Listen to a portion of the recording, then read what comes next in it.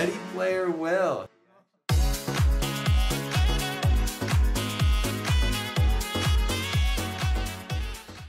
Welcome back, Visions fans. Ready Player Will here. Today, I am unveiling a strategy and a concept that a lot of top-level play and people at the top end of the game know of, and it's been around for a little bit of a time now, that I wanted to share some insight about how you can potentially manipulate your auto AI. And no, I'm not talking about cheating. This is an in-game mechanic. I'm sure a lot of manual PvP players know about this conceptually from how they approach the Dragoons and how they jump and cast time and all that. But I figure it's about time. Enough people probably know about it at this point. It's no longer a harshly kept secret that I wanted to share with the general public as well to hopefully give you a little bit of an edge and help you think about the game a little bit differently. So let's talk about what I'm actually talking about here. You can manipulate to a degree your auto priorities in War of the Visions. So when enhancing a character, you typically must level up all of their abilities. And so many of you are familiar with this kind of screen where you're able to level the abilities from level 1 to level 20.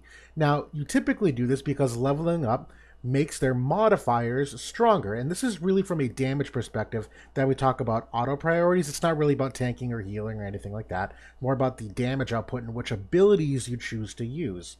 And so one of the big things when you level an ability is increasing the modifier of it, which increases the damage it does. This is key to how this whole thing works. So let's review enemy auto priority. For damage dealing abilities, the auto priority is always 100% of the time maximizing damage. So if you can hit 2 people at once as opposed to 1 person, hitting 2 people is more damage than 1 person, it'll do more damage. Modifier of 200 versus modifier of 165, it'll pick the 200 modifier. It will always prioritize doing damage, and it will move your character in a way that can optimally do the most damage. Now, if 2 abilities are tied for damage calculation, the AI will use the one with the lower AP cost. That's a big thing to remember for later. Now, there is one slight exception to this, and it's if abilities have courage or re-raise remove on them. Now, the only time that they will supersede the damage priority with an ability that has courage or re-raise remove is if they can successfully kill the unit that has the courage or re-raise. So if you have an enemy that's at 1,000 health and they have courage, and you have a courage removing ability and you can kill them, they will use that ability instead of optimizing the higher damage one. But if you have a unit at 10,000 HP that has courage and you can't kill them in that one hit, then you will not use that courage removing ability. You will instead use the ability that does the most damage. Now, sometimes the ability that does the most damage does have courage and re-raise remove. That's cool if it does. But this is the only exception in how that courage and re-raise remove works, is that only if it can kill an enemy will it be prioritized over just doing the maximum damage possible. But here's the thing, once you level an ability, you can never unlevel it. So one of the things I do when a character first comes out is I do this analysis ahead of time, look at what the modifiers and some of the abilities are, try to pick out which abilities I want to make sure they prioritize if possible. And right now I'm going to give you an example. We're going to walk through how that works. So how this works, we're going to use Hyo as the example here because I know this is one that I personally have done. And we're going to focus primarily on his heat drive ability, 200% mod, break physical barrier. The way when you level an ability that the math works, you have levels 1 through 20, and you start, and you can see this on WOTV Calc, you start at 165%, and as you level it, it will max out at 200%. Every time you do it, it increases by an equally incremental amount. And so to calculate how I got that here, you essentially take the difference between the 2 mods, 200 minus 165, divide by 19, because you start off at level 1, and each time you level the ability, the modifier increases by this 1.84%. The exact math here is not especially important. You'll see why in practice at the end of it, but let's walk through why I decided to potentially not max level this ability. So there's an order of operations to how to think about this, and you have to group and categorize damage abilities to make sure that they're in the same category of potential damage. So the first big thing is identify if an ability is a unit scaling attack or an AoE scaling attack, because those are both going to scale off different enemy attributes. What I mean is, if you have 200% modifier abilities, one's a unit attack, one's an AoE attack, same mod, if the enemy has a different unit res and an AoE res, then the whole damage calculation is going to be thrown off. Now, if they have equal unit res and equal AoE res, then the modifiers are the same, then the AI will choose the lowest AP of the two because the damage is equal, but that's not typically the case. So just long story short, easy to separate these out. Number two, identify if there's any other damage enhancing things on the ability, because it's not just modifiers. If there's defense pen on an ability, if there's an extra modifier applied, if an enemy has an ailment or status affliction, if there's a barrier and you can do more damage by breaking the barrier, these are all things that go into the damage calculation more than just the modifier. Now, once you've identified equal attack types with equal damage, then you have to identify the lower AP cost ability, and that's the one that the AI will use over the other one. So we're going to walk through a real-time example of Hio's main job in his limit break, and technically, you do want to consider the sub-jobs here, because theoretically, if you're using offensive abilities in the sub-job, that could have some things, but I want to keep this very simple at the moment, so we'll just focus on this.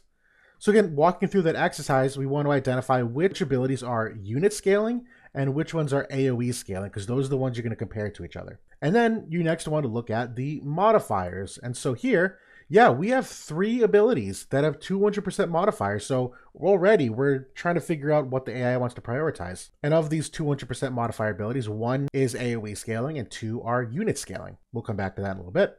So right now, from just a flat modifier only perspective, ignoring everything else, 200 mod, 200 mod, 200 mod, if we're looking at an enemy that has equal unit and AoE res, this will choose the lowest AP ability, which is currently Heat Drive. Now, this is not practical in practice because Unknown Trader can select 2, so you might be able to do 2 times the damage, and the Limit Burst has slash res pen on it, so that's part of the damage formula that will increase your damage, so that's not exactly true. I'm just focusing on the modifiers for the moment because, to that point, Burning Drive has a defense break of 25, which affects the calculation, and the Limit Burst has slash res pen, which affects the damage calculation. I know this is getting complicated, but for things like this, it's honestly a little subjective. You don't have to think too hard about it because it depends what's the enemy's defense, what's the enemy's slash res. Unless you know those things 100% for all enemies, which you won't, I don't either, you can't consistently decide what's going to be the most damage because it's just subjective to what the enemy resistances are.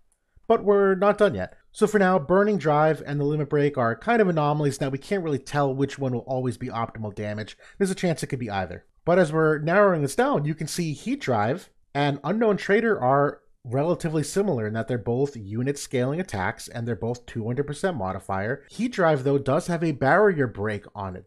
And now let's look at the AP values between those two. Heat Drive is only 28 AP and Unknown Trader is only 32 AP. It's more than Heat Drive. So the situation I'm envisioning now, let's say it's your unit and only one other enemy unit in range in front of you. And let's assume they have very high AoE res, so you're not going to use Burning Drive or the Limit Break, right? If you have to pick between these two abilities, I would prefer the AI to use Unknown Trader because it has that Dispel Re-Raise on it. And I want them to use that even if they can't kill the enemy. But right now, the AI is going to actually use Heat Drive instead because it's a cheaper cost. It's a 200% mod just like this one is. But I really don't like that. I don't want them to do that. And so if I leave Heat Drive at level 18, you could do level 19. The bottom line is you want the modifier of that ability to be just 1% less. If that's even 1% less, it's technically less damage. Mission accomplished. It's 196% mod instead of the 200% mod. And so now, regardless of the AP values, the AI is going to use Unknown Trader instead because it technically will do more damage to that single target in front of me. Now, if the enemy in front of me has a barrier, then Heat Drive is still going to be the optimal choice because he needs to break that barrier. It's going to be much more damage. And you know what? That's fine. If the enemy has a barrier on, yeah, I want him to break that barrier. So for all intents and purposes, not a whole lot has changed in his kit, other than if you get in that situation where there's one person in front of you that potentially has re-raise, he will now opt to use Unknown Trader instead of Heat Drive, even though he can't kill that enemy potentially, which is fine. Just because Hio can't kill that enemy with re-raise doesn't mean that he has a teammate right behind him who can follow up and kill him the turn after. So I know it's relatively complex, but that's the gist of how it works. And so here's the thing.